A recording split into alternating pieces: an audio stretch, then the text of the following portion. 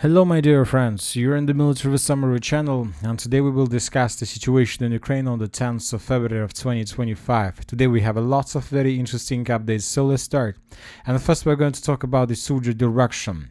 You know that several days ago when the Ukrainians started another offensive operation, of course everybody was waiting for some results. Maybe the Ukrainians managed to prepare some surprise, maybe the Ukrainians are able to surprise the Russians with something, but the only surprise we got as a result of Ukrainian offensive operation is dozens, maybe hundreds of vehicles that were abandoned and destroyed by the armored forces of Ukraine. Hundreds, tens, dozens of vehicles that Europe and the Western countries have been collecting for the previous 6 or even more months were destroyed just during 2 days of clashes. Ukrainians suffer significant losses. Most likely now the Ukrainians are trying to understand what are they going to do next, to trying to change their tactics, but something tells me that Ukrainians don't have a lot of options how to improve their positions. They suffered huge losses. Basically, they haven't managed to achieve any results in this offensive operation. And for example, today we start receiving, not today, yesterday we started receiving first reports that the Russians began recapturing territories they lost during the Ukrainian offensive. For example, today several independent sources from the Russian side, of course, reported that the settlement of Andreevka was recaptured by the Russians, and basically the Ukrainians were forced to fall back further in the northern direction towards the dam. So summarizing everything that was published today mainly by pro-Russian resources, as a result of offensive operation, the Russians managed to restore control over everything to the south of this red line. As for the settlement of Cherkasskaya Konopelka, since the beginning of Ukraine offensive operation, we haven't received even a single video that can confirm the Ukraine presence in the central part, which most likely confirms that Ukrainians haven't managed to do this. They were defeated basically on the outskirts of the settlement and were forced to fall back. And furthermore, we continue receiving reports that Ukrainians continue moving more and more units, forces, vehicles in the area of the Sudzha agglomeration, but as for now, not with the purpose to continue their offensive operation or to resume their attacks in the direction of Ruskaya Konopelka or the settlement of Ulanek. Now the Ukrainians, just one thing cares the Ukrainians, is to stabilize the situation and not to allow the Russians on the shoulders of defeated army of the armed forces of Ukraine to counter-attack in the direction of Sudzha. So now they try to send everything they have, despite the losses, despite the consequences for other directions, just to stabilize the situation. Now let's discuss the situation in the northern part. Today we have several geolocations. Let's discuss first one from the settlement of Pokrovsk. Today the Russian sources published the video how they were bombing the northern part, the central part, the farms in the area of Pokrovsk. Based on this video, we have adjusted the map in Ukraine's favor. This territory used to be considered as a contested area or the gray zone because several pro-Russian neutral mappers reported that the Russians took under control this territory, but now we have no doubts that Ukrainians control these farms.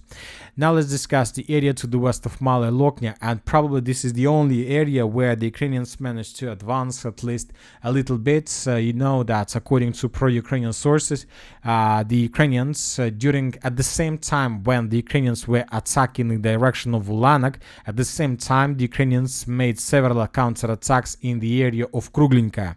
And according to pro-Ukrainian sources, the Ukrainians managed to take under control several forests and tree lines in this area. So this is the only progress the Ukrainians managed to achieve since the beginning of Ukraine offensive. But the most important thing that still, as for the southeastern direction, since the beginning of Ukraine offensive, we got a lot of icons, a lot of videos published by the Russian side about Ukrainian losses. So we know everything about this direction. But as for Malaya Loknya direction, since the beginning of offensive operation in this part, we haven't received even a single video. So that's why I have some doubts whether the Ukrainians were counter-attacking this area. So maybe it's just a speculation or attempt to attract the people's reaction and people's attention, and not to pay attention at all in this direction, but to show at least some victory. So this is about Ukrainian side. This is what the Ukrainians were doing, maybe were doing, most likely were doing. Now let's discuss the situation from the Russian side. As for the Russians, of course, they managed to achieve significant results by the defeating of Ukrainians in the southeastern part, and now the Russians are trying to advance in the area of Sverdlikovo. We have already discussed the situation in this settlement. We have adjusted the map, as you can see, in Russian favor. We adjusted the map based on the video that was published by the Ukrainian side. But before this, let's discuss everything from the beginning. Most likely, the Russian offensive operation in this area started somewhere on the 7th or on the 6th of February. So at the same time, when the Ukrainians were attacking in the direction of the settlement of Ulanak, the Russians began their offensive operation in the direction of Sverdlikovo. By the end of the 7th of February, the Russians managed to secure fields, significant number of square kilometers between Sverdlikovo and Darina. As you can see, lots of territories were captured by the Russians. And on the 8th of February, during the 8th of February, we didn't receive anything, but by the 9th of February, we got first reports from pro-Russian resources that as a result of offensive operation, the armed force of Russian Federation managed to answer the southwestern part of Sverdlikovo. Also, the armed force of Russian Federation managed to answer the northern part and to improve their positions there. Meanwhile, the Ukrainians were being destroyed by the Russians in the southeastern part. And when the Ukrainians contingent in the area of Sverdlikovo required for additional help, for additional forces, reinforcements and reserves from the Ukrainian commanders, these reinforcements, these reserves have been destroyed by the Russians in the area of Andreevka and Ulanak. Later, today on the 10th, by the end of the 10th of February, we got additional information from the area of Sverdlikovo, and today we got report that the Russians, as a result of offensive operation, managed to establish complete control over the northern part. And we have the video that was published by the Ukrainian side, and in this video we can see how Ukrainians were attacking the Russian soldiers in the area of Sverdlikovo with FPV drones. This video is very long, it's more than 2 minutes, and there are maybe a dozen of episodes of FPV drone attacks, and 4 of these episodes were geolocated by different sources. One of them took place in the vicinity of the cemetery, another one took place on the Ukrainian side, on the Russian side of the river of Loknya, another one took place in the most northern part of the settlement, and the most important episode took place on the Ukrainian side of the river of Loknya. So this is the most important episode, the most important geolocation, because this geolocation tells us that the Russians not just broke through the Ukrainian defense belt, the Russians managed to cross the river of Loknya, and now the main task, and the Russians are tasked to improve their positions and to force the Ukrainians to fall back from the area of Sverdlikovo. If the Russians are able to defeat the Ukrainians, and most likely the Russians are able to do this because the Russians didn't suffer losses during Ukraine offensive operation, it was the Ukrainian side that suffered the significant losses. Most likely the Ukrainians would be forced to fall back towards the settlement of Lebedevka, and most likely during the next maybe 5 days the Russians will finish the battle for the settlement of Sverdlikovo. They will maintain the line and they will control everything to the west of this red line, and this is very important. Furthermore, today several Russian independent resources reported that as a result of clashes and according to information from the area, Russian troops have occupied the western and the northern parts of the village along the Loknya river. That was stated by pro-Ukrainian sources. So this is the situation, and summarizing everything, that's the western part of the settlement is already under complete Russian control, and this is a complete disaster for the Ukrainians, because the Ukrainians understand that the next target is the settlement of Lebedevka.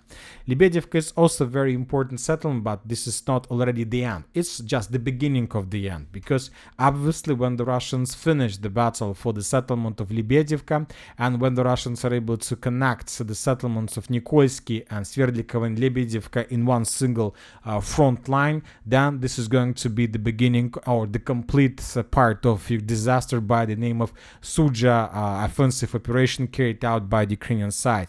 Because the next target after the settlement of Lebedevka would be the settlement of Krasnaya Loknya. And the Russians most likely will not count losses, will not count anything, but the main purpose would be to establish complete control over the settlement and to establish control as soon as possible. Because if the Russians are able to take this settlement under complete control and to force the Ukrainians to fall back, the units and the brigades and battalions of the armed forces of Ukraine in the square between Orlovka, Malaya, Loknya and Cherkasskaya Porечная would be caught in cauldron without any possibilities for evacuation. And this is going to be the beginning of the end. Now that Ukrainians are trying to begin negotiation process before this disaster, because if you remember, according to Trump's plan, one of the paragraphs is to allow the Ukrainians, or not to allow, Trump says that he will force Ukrainians to abandon the Sudzha direction, the Kursk region, but this is not like, I don't know, like a favor, this is something like that can save, because according to information we have, the Ukrainians have more than 10,000 soldiers on the territory of Sudzha, and as for now they can't basically abandon their positions due to many reasons. We're talking about the political reason, reputation losses, and of course if Ukrainians begin this process, they would be destroyed just on the convoys while moving from the Sudzha direction of Sumy. So that's why, as for now, the only option for Ukrainian is to fight till the last Ukrainian. This is the first option, and the second one is to hope that Trump will be able to sign any truce or ceasefire agreement before the complete disaster starts. But something tells me that there are going to be disaster for the armed forces of Ukraine, and this disaster is going to start very soon. So this is about this area. Furthermore, the Russians continue attacking and bombing the Ukrainian positions in the Sumy Oblast. For example, in this video we can see several FAPs arrived on the temporary deployment points of the armed forces of Ukraine in the area of Belovody.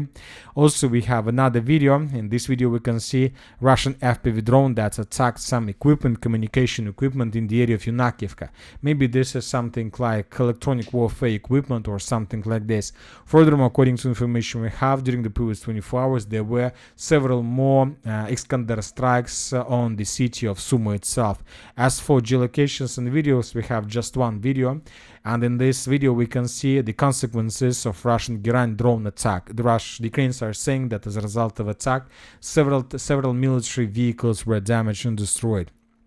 Now let's move further and let's discuss the situation in the northern Kupiansk direction. The Russians, neither the Russians nor the Ukrainians published any information about further progress in the area of Dvorichne, but we have lots of very interesting details from the settlement of Topoli. So this is most likely, this is the settlement that is located along the border with the Russian Federation, and according to several pro-Russian resources, the Russian armed forces have expanded their control zone near the village of Topoli and are fighting for control over it. So according to information we have and according to changes on the ground that were provided us by different mappers, the Russians managed to answer the settlement of Topoli from the west, and the Russians managed to improve their positions in the central part of the village. So basically the settlement currently was taken in pincers, and most likely during the next several days the Ukrainians would be forced to fall back from this area. As for now, it's very difficult to understand what this victory gives to the Russians. Most likely the next target from their side would be to attack the settlement of Andreevka, which would allow the Russians to maintain the lines and to shorten the line of combat contact. And most likely after this, the Russians will begin offensive operation in the direction of the settlement of Kamenka. This is more or less big settlement that can allow the Russians to keep some forces here, maybe even up to one brigade or several battalions. And most likely the Russians are going to attack in the direction of Kamenka either from the village of Figulivka in the northern direction through the settlement of Petroivanovka and Novovasilievka until this intersection of roads in the vicinity of Kolodezne, or the Russians will attack from Figulivka through the settlement of Krasnaya Persha in the direction of this intersection of roads. So we believe that something tells us that this triangle, this square, is going to be the primary target for the Russians for the late winter campaign carried out by the Russian forces. Now let's move further. As for the Kupiansk direction, during the previous 24 hours, we haven't received anything special, just the regular activities. You know that the Russians have been keeping the operational pause for the previous probably 3 or 4 weeks, so we haven't received almost anything probably since December. So this is very interesting and very strange, because in the late 2024 this direction was primary direction for the Russians. They were attacking the direction of Sinkovo. There was statements about Barovo direction, but as for now nothing is happening here. The only area where the Russians are trying to advance is the Lyman direction. During the previous 24 hours we got lots of videos of how the Russians were bombing the temporary deployment points of the armored forces of Ukraine, how the Russians were hunting and destroying Ukrainian artillery systems. So everything looks like, everything reminds us that there is this something like a preparation before another attempt of full-scale offensive operation. And the target, and the next target for the Russians, is the settlement of Kolodezne. Most likely the Russians will try to take everything under control. Where we're talking about Kolodezne, and we're talking about several temporary strongholds in the same area. If the Russians can do this, then they will be able to answer the operational space, and from this operational space they will be able to advance further in the direction of Stavki, and then from Stavki in the direction of Lyman, and almost from the same area the Russians will be able to attack the settlement of Tarskoye and Zarechno from behind. If the Russians prefer these roads of attack, these can lead to another cauldron in this direction. So anyway, this is also for the late winter military campaign. Now let's discuss the situation in the serious direction. And during the previous 24 hours almost nothing happened, just regular artillery duels. The Russians were hunting and destroying Ukrainian vehicles. As for the city of Chasiv Yar, during the previous 24 hours, we got one small change on the ground. The Ukrainian sources of the 5th Storm Assault Brigade of the Armored Forces of Ukraine published the video, how they were attacking the temporary deployment points of the Armored Forces of Russian Federation and this complex network of fortifications. Based on this video, we have adjusted the map in Russian favor. This territory used to be considered as a contested area. Now we have no doubts that this territory is under complete Russian control. But when talking about this direction, the most important is not the Russian progress on the ground or Russian attacks or something like this. You know that the most important video from this direction is the video published from the area of Bakhmut. So let's take a look at this video, and in this video we can see how the Russian engineers were improving the road. They call it like living road. This is the road that connects the city of Chasiv Yar, so as for now it's already Konstantinovka direction, with the city of Bakhmut.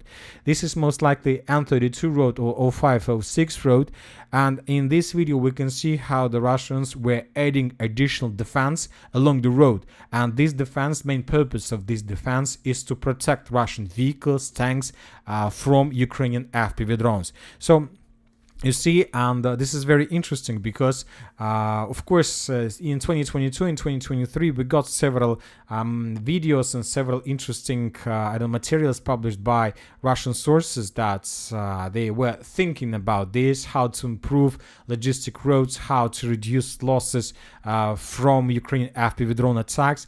And most likely the Russian authorities came to one conclusion, that this is the only option, just to establish additional defense on the road. As you can see, the Russians are building this defense from right, from left of the road, and they're trying to cover top. And of course, this is something that will reduce, let's say, Ukrainian possibilities to use FPV drones. The only way how Ukrainians will be able to stop the Russians is artillery strikes, but according to information we have, Ukrainians currently have problems with artillery. and due to the fact that US reduced their help to Ukraine, Ukrainians will not be able to use FPV drones and to use artillery against Russian logistic. And you know that this is very important decision made by the Russians, because now the Russians changed their tactics during offensive operation.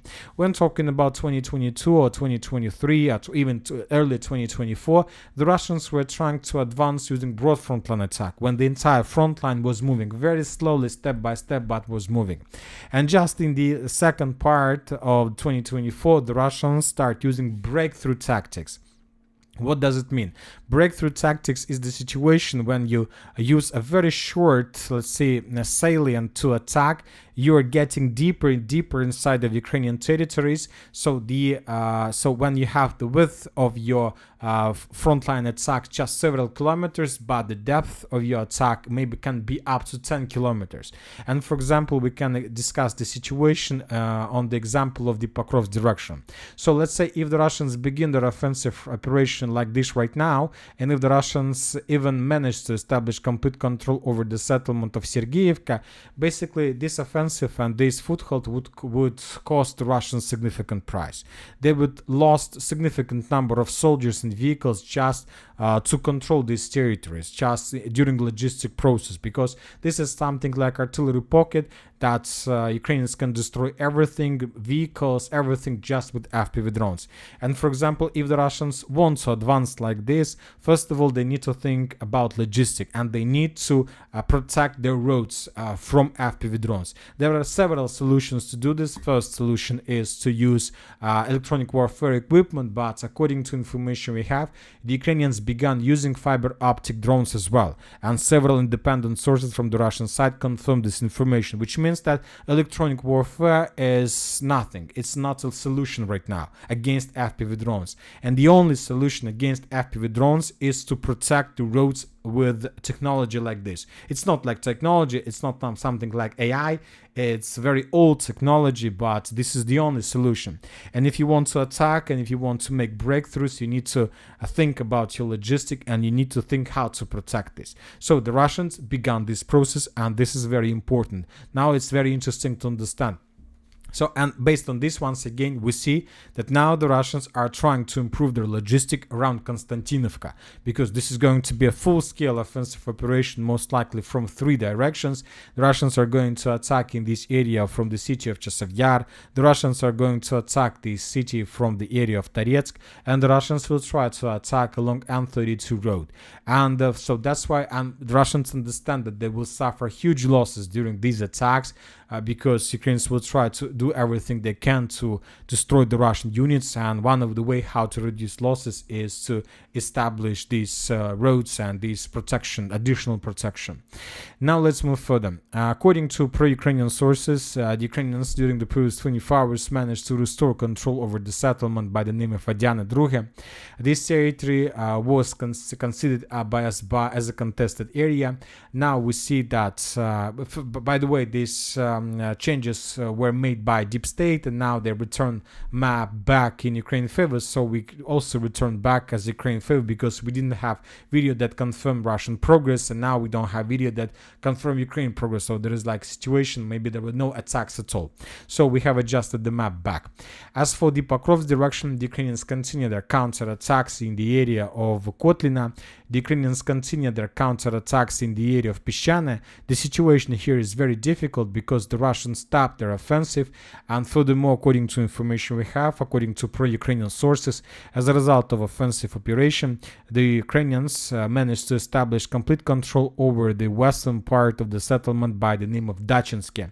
So based on this report, based on the video published, based on the post published by pro-Ukrainian sources, we have adjusted this part of Dachinske in Ukrainian in contested area. We're waiting for additional geolocations. Furthermore, for example, several independent resources analyzed the situation and they published their own map. For example, this is the situation in the area of Kotlina according to Western military experts. As you can see in this map, we can see almost the same thing as you can see on the military summary map with one change. This source doesn't color fields in anyone's favor, and this is very important because from this configuration the situation in this area is completely different, because from this perspective we see that the Russians that are currently located on the area of Kotlina might be cut and cauldron by the armored forces of Ukraine. So and the Ukrainians most likely will continue their counterattacks with the purpose to restore control over this territory, and the main purpose of these Ukrainian attacks is to slow down the Russians and not to allow them to get the border between Dnipro and Donetsk regions. The Russians are advancing in this area. We have additional changes on the ground in the eastern part of Udachne based on the video that was published by the Ukrainian side. We have several independent reports about Russian progress in the area of Uspienovka, and we have geolocations, and we have several sources confirmation of additional Russian progress in the direction of the border in the area of Preobrazhenka. So there are very heavy clashes here. The Ukrainians are trying to slow the Russians down. They're sending more and more units and vehicles to stop Russian advance, but we see that these measures don't help Ukrainians to do anything. Now let's discuss the situation in Andreevka fortified area, and probably the most important updates are coming from this territory. Today pro-Russian sources adjusted the map of the village of Andreevka once again in Russian favor, and if we add additional changes that were made by the Russian sources for the previous 24 hours, then we can say that the Russians have already established control for more than over 80% of the settlement of Andreevka. And this is very interesting because as for me, I was expecting that the Russians would advance in the direction of Rozliv from the area of Yasna Polyana. So the Russians will try to attack using these roads of attack with the purpose to get as close as possible to the road between Constantinople and Bogatyr. But now we see that as for now, the Russians are not doing anything in this direction, and the Russians are trying to advance in the area of village itself. So we see that the Russians most likely will try to take the Andreevka itself completely, and maybe then from the western outskirts, from the western positions, they will try to attack Constantinople from the northwest. They will try to cross the river of Volcha and to take some positions on the Miru Street, and if the Russians are able to do this, this will lead to the same results. The Russians will cut and cauldron the armored forces of Ukraine that are currently located in the area between Constantinople, Ulakli and Dachne. So something tells me that this is what the Russians are trying to do. It's not easier maybe, but maybe it's the area where the Russians are advancing. So that's why they just try to develop those directions that they can develop. As for the Velika Novoselovka direction, during the previous 24 hours, nothing special happened. And that's it for today. Military Summary channel reminds to we condemn any violence in the world. Thank you for watching. Subscribe to my channel, put your likes, join my Patreon, and have a good day. Bye-bye.